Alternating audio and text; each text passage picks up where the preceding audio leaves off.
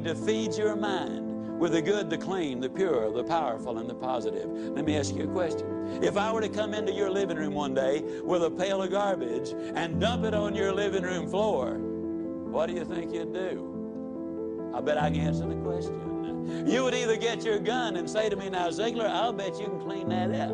Or you'd get on the telephone and you'd call the police. Or you'd whip me as long as I was there. Those are things you would probably do. I mean, and then for months you'd be talking about this crazy guy came in my home, dumped garbage on the floor, ought to shot him. As a matter of fact, I wish I had. But we could clean the garbage up off your living room floor. But what about the garbage that we dump in our mind every single day? Einstein said that it takes 11 correct inputs to overcome one incorrect input. And a lot of the things which go in our minds and in our children's minds is not a thing in the world but pure garbage. I would ask you to do this. Evaluate what you read and what you view. Evaluate it in this light. Will this really help me to accomplish my objectives in life? Or is this going to be a deterrent to me accomplishing my objectives in life?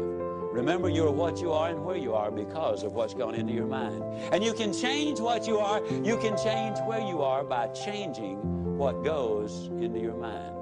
Now, as you probably suspect, I'm an absolute enthusiast about the cassette recorder. I believe it's the most fascinating educational tool that we have in our country. I was a visiting scholar for the University of Southern California for 2 years.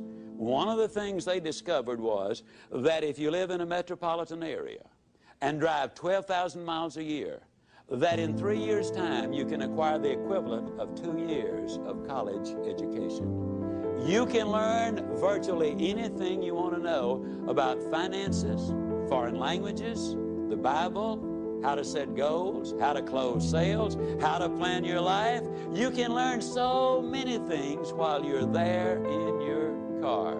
Feed your mind. Second thing I would encourage you to do is start reading something good every day. Did you know if you read 20 minutes a day and you're an average reader, that at the end of the year you will have read 20 200-page books, and that the average American only reads one good book a year?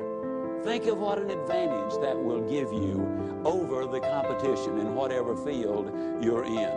Now, who does these things?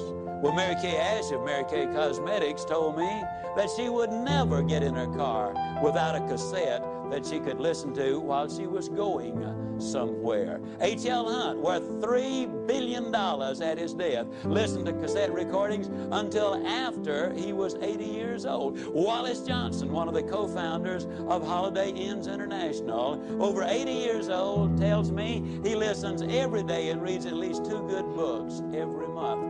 Alan Bean, one of the astronauts who walked on the moon, told me that the astronauts on their way to the moon and back, and please understand, these people have the best self-images, the most clearly defined goals, the most positive mental attitude. They're the most confident, competent people as a group maybe that our country has. But these people were listening to motivational recordings on their way to the moon and back. And what a delight it is for me to be able to say that some of the recordings they were listening to were fantastic. You need to feed your mind. Now, a lot of times people say, yeah, you know, when I'm down in the dumps just a little bit, I really enjoy listening because it gives me a lift. Well, I'm glad to hear that, but let me give you the most surprising news maybe you've ever heard.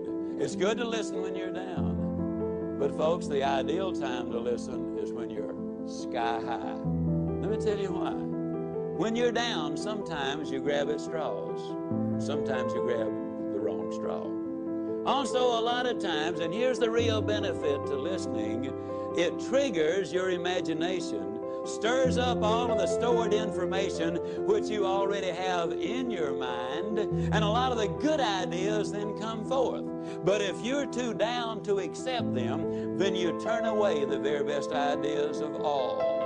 Listen when you're up. And then with those endorphins popping, and they do pop as a result of listening to good motivational recordings, when you listen then and new ideas pop in your mind, it generates even more excitement. Here's what we've discovered. You need to listen at least 16 times to get the complete message. That's the reason I say listen to this over 16 times, because you will get all of it then. It will become a part of you. Let me say it again. You probably have been in the process of making decisions right now.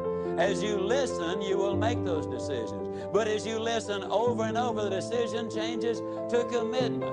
And once you've made the commitment, then you will seek the training which will make the difference, because that means behavior changes. And when you change behavior, then you start developing winning habits. And that's what this is really all about.